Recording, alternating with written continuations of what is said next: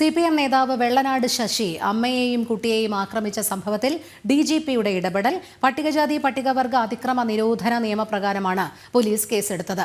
ദേശീയ പട്ടികജാതി കമ്മീഷന്റെ ഇടപെടലിനെ തുടർന്നാണ് നടപടി. വിനീഷ് ചേരുന്നു. വിനീഷ്, കൂടുതൽ വിവരങ്ങൾ.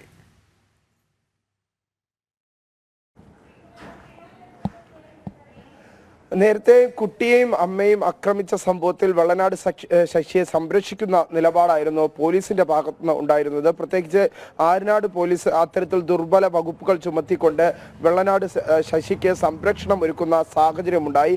ഈ ഘട്ടത്തിലാണ് നിലവിൽ വെള്ളനാട് ശശിക്കെതിരെ ആ കുട്ടിയുടെ അമ്മയും കുട്ടിയും ദേശീയ പട്ടികജാതി പട്ടിക വർഗ വിഭാഗത്തിന് കത്ത് നൽകിയതും അതിനുള്ള പരാതി നൽകിയതും. ഈ പരാതിയുടെ അടിസ്ഥാനത്തിൽ DGPയോട് സംഭവം അന്വേഷിച്ച് 28 ദിവസത്തിനകം റിപ്പോർട്ട് നൽകണമെന്ന ആവശ്യം മുന്നോട്ട് വച്ചിരുന്നു. തുടർന്ന് DGP നടത്തിയ അന്വേഷണത്തിലൊടുവിലാണ് SC/ST അട്രോസിറ്റി ആക്ട് ഈ വിഷയത്തിൽ ഇടണം, വെള്ളനാട് ശശിക്കെതിരെ ജാമ്യമില്ല വകുപ്പ് ചുമത്തണമെന്ന നിർദ്ദേശം ആര്യനാട് പോലീസിന് ഇപ്പോൾ DGP നൽകിയിരിക്കുന്നത്. പ്രത്യേകിച്ച് ദേശീയ പട്ടികജാതി പട്ടികവർഗ കമ്മീഷന്റെ ഇടപെടലിനെ തുടർന്നാണ് നിലവിൽ ഇത്തരത്തിലുള്ള ഒരു നടപടിയിലേക്ക് കടന്നിരിക്കുന്നത്. ആദ്യഘട്ടം മുതൽ വെള്ളനാട് ശശിയെ സംരക്ഷിക്കാനുള്ള ഒരു തീരുമാനം അല്ലെങ്കിൽ അത്തരത്തിലുള്ള നടപടിക്രമങ്ങളുമായി തന്നെയാണ് CPM നേതാക്കൾ മുന്നോട്ട് പോയത്. അതിന്റെ അടിസ്ഥാനത്തിൽ തന്നെയാണ് പോലീസ് ഈ പട്ടികജാതി പട്ടികവർഗ അതിക്രമ നിയമപ്രകാരമുള്ള കേസ് ചുമത്താതെ ശശിയെ നിസ്സാര വകുപ്പുകൾ ചുമത്തി സംരക്ഷിക്കാനുള്ള നീക്കം നടത്തിയത്. ഈ നീക്കത്തിൽ നിന്ന് ഇപ്പോൾ പോലീസിന് പിന്നോക്കം പോകേണ്ടി വന്നിരിക്കുന്നു. ദേശീയ പട്ടികജാതി പട്ടികവർഗ കമ്മീഷൻ ഇടപെട്ടതിനെ തുടർന്നാണ് DGPക്ക് ഇതുമായി ബന്ധപ്പെട്ടുള്ള അന്വേഷണം നടത്തണമെന്ന് ദേശീയ പട്ടികജാതി പട്ടികവർഗ കമ്മീഷൻ നിർദ്ദേശം നൽകിയിരുന്നു.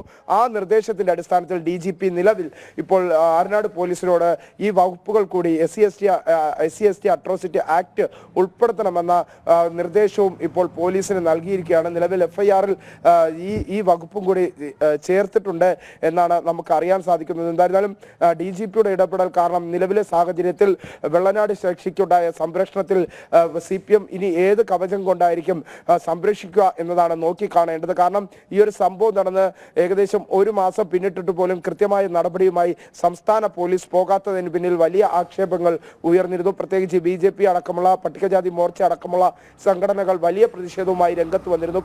വെള്ളനാട് ശശിയെ സംരക്ഷിക്കാനുള്ള നിലപാടാണ് പല ഘട്ടങ്ങളിൽ നിന്നും പോലീസിന്റെ ഭാഗത്ത് ഉണ്ടാകുന്നത് എന്ന ആക്ഷേപമായിരുന്നു പട്ടികജാതി മോർച്ച ഉയർത്തിയിരുന്ന പ്രധാന ആക്ഷേപം.